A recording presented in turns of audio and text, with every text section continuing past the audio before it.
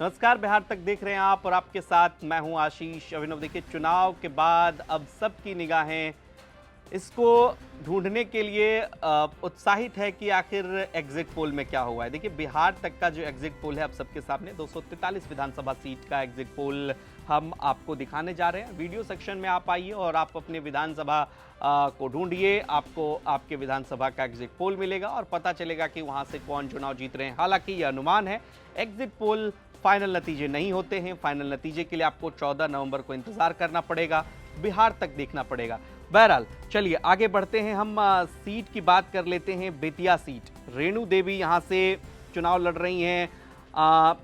काफ़ी दिग्गज नेत्री हैं बीजेपी की, और वसी अहमद यहां से कांग्रेस के टिकट पर चुनाव लड़ रहे हैं, और जनसुराज से अनिल सिंह हैं चुनावी मैदान में। देखिए, अब ज़रा समझिए कि 5 बार की विधायक रह चुकी हैं रेणु देवी। भाजपा की सबसे मजबूत महिला नेत्री इन्हें आप कह सकते हैं, कोई दिक्कत नहीं है, और उप मुख्यमंत्री और मंत्री भी रह चुकी हैं। नीतीश कुमार की सरकार में आपको पता होगा कि पिछली जो एनडीए की सरकार थी उसमें डिप्टी सीएम थी रेणु देवी, और इसलिए ये सीट चर्चित हो जाती है कि पूर्व उप मुख्यमंत्री यहाँ से चुनाव लड़ रहे हैं। तो भैया, इस सीट पर होगा क्या?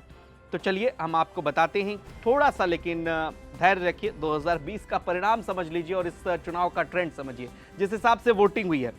पिछला चुनाव 2020 का 59% के करीब वोटिंग हुई थी, और 18,000 वोटों से, 18,000 से भी ज्यादा, 18,079 वोटों से रेणु देवी यहां से चुनाव जीती थी।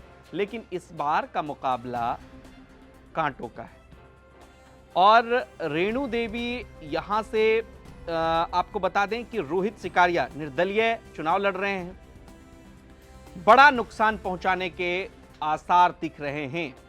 तो ऐसे में इस सीट पर, हालांकि बिहार तक के एग्जिट पोल के मुताबिक एज रेणु देवी को है, लेकिन रोहित सिकारिया अगर कोई बड़ा गेम करते हैं तो इसमें कोई अतिशयोक्ति नहीं होगी। मजबूती से चुनाव लड़ा है, हर जगह गए हैं, हर क्षेत्र में घूमा है, मतदाताओं तक उनकी पहुंच है, क्षेत्र में चर्चा खूब है। लिहाजा इस बार जो है वो देखना दिलचस्प होगा कि क्या कुछ यहां पर वो कर पाते हैं रोहित सिकारिया। लेकिन चर्चा इस सीट को लेकर के जबरदस्त है कि वो उन्होंने जिस अंदाज में चुनाव लड़ा है, क्या भारतीय जनता पार्टी को कोई बड़ा नुकसान पहुंचा सकते हैं।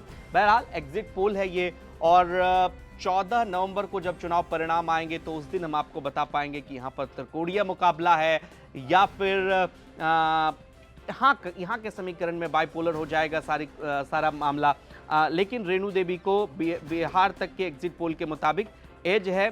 अनिल सिंह कोई बड़ा फैक्टर यहाँ पर नजर नहीं आ रहे हैं। आपका क्या कुछ कहना है? कमेंट बॉक्स में अपनी राय जरूर दीजिए, और बिहार की तमाम खबरों के लिए आप देखते रहिए बिहार तक। नमस्कार।